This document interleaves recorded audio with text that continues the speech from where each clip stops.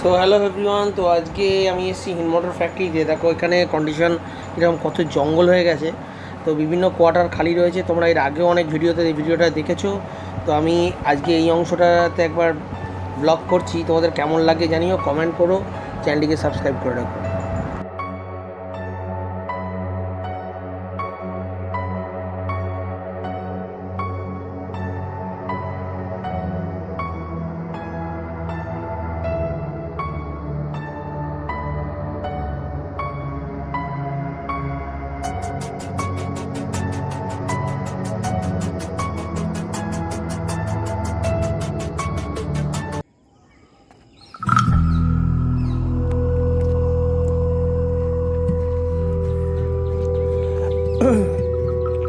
কি অবস্থা, তো বড় বড় মোটা মোটা পাইপ লাইন।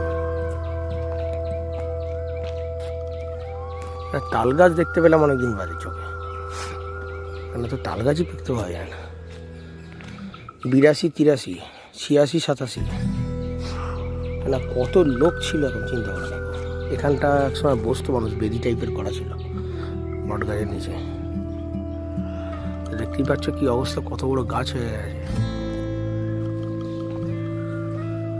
এখানে কিছু কিছু কোয়ার্টারে 2-1 লোক থাকে, কিন্তু সম্পূর্ণভাবে নয়। ভদ্রলোককে দেখা যাচ্ছে দূরে, ইনি মনে হয় এখানেই থাকেন। লাইট নেই, পাখা নেই, কি অবস্থা। চলো আমি এই রাস্তা দিয়ে দেখা যাচ্ছি। ওই সোজা কোয়ার্টারে 1-2 লোক থাকে। এখানে মানে গাড়ি যাতায়াত হয়েছে, মানে একটু ভিজে আছে।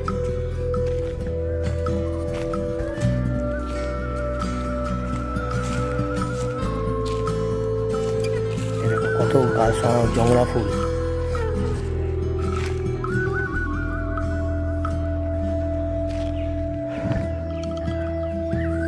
কত মানুষ ছিল একসময়।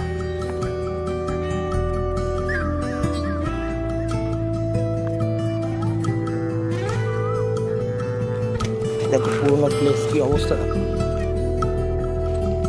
পুরো হন্টেড এলাকা। আমি ভিতর থেকে দেখাচ্ছি, কাছাকাছি গেছি আজকে।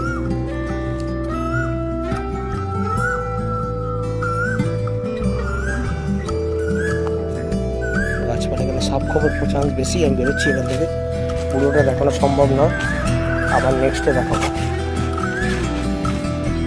গাছে অনেক ফল ফল পড়ে আছে।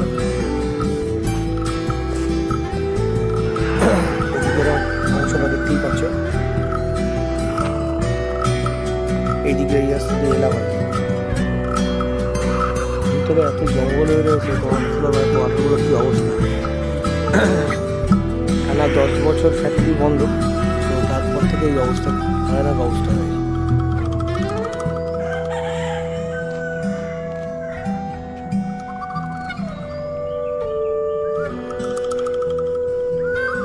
এই ভদ্রলোক মর্নিং ওয়াক করতে আসছে সকালবেলা।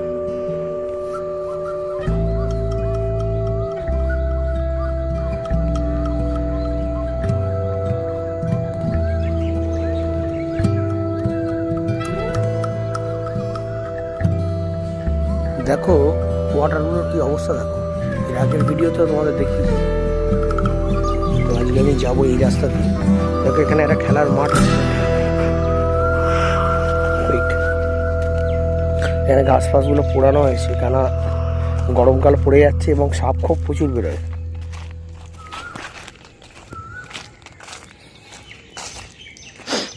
কি কোয়ার্টার ছিল, কি হয়ে গেছে দেখো।